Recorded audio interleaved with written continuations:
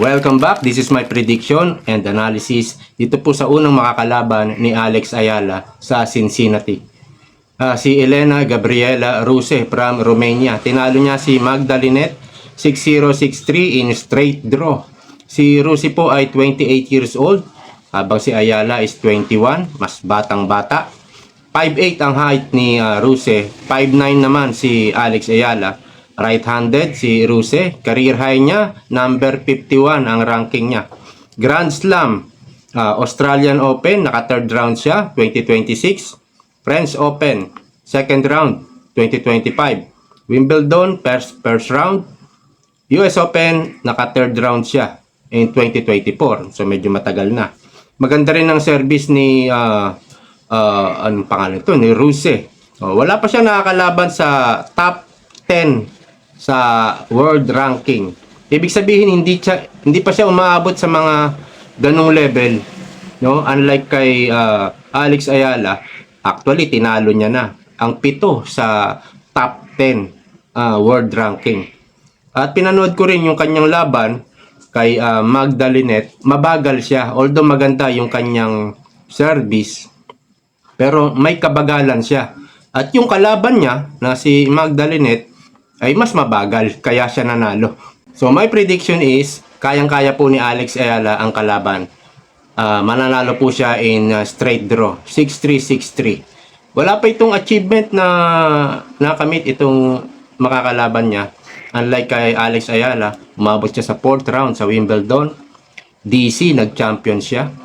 At US Open, round of 64.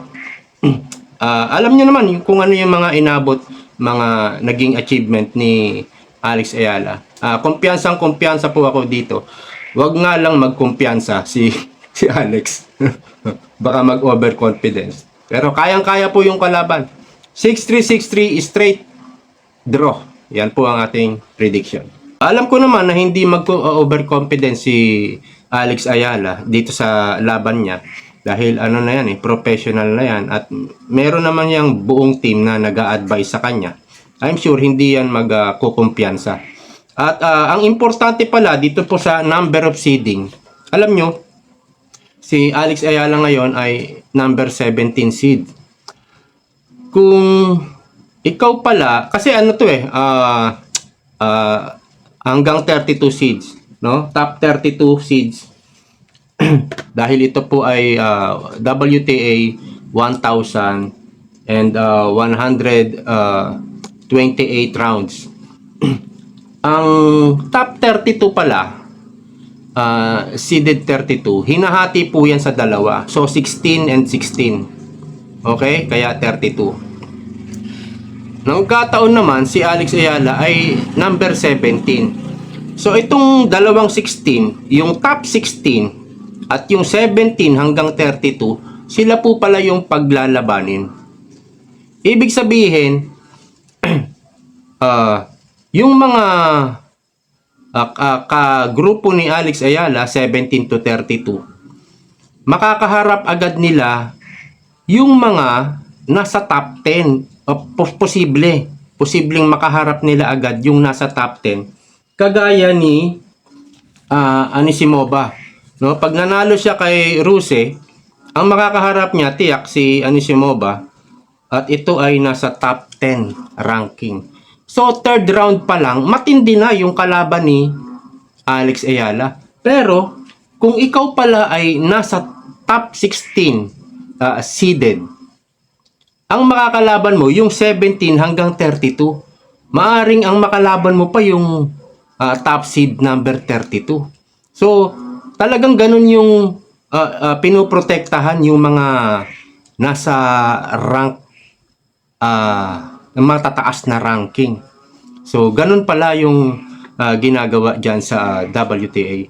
At meron ka talagang anong tawag nito, advantage kung ikaw ay mataas ang ranking. At ibibigay ko sa inyo yung schedule at yung prize money. Magkano ba ang mapapanalunan kapag nag-champion?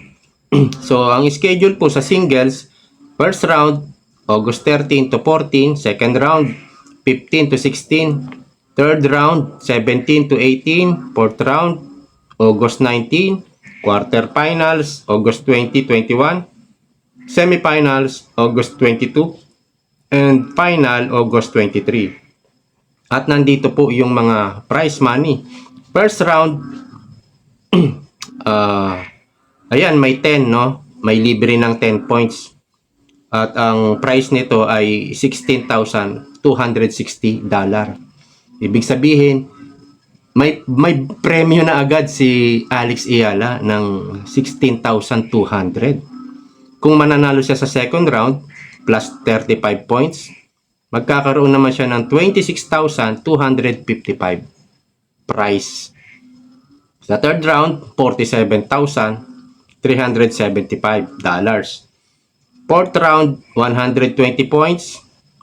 81,000 naman ang mapapanalunan niya. Dollars, no? Quarterfinals, 215. Ang mapapanalunan niya is $154,210. Sa semis, 390 points. At $297,315. Finals naman, 650.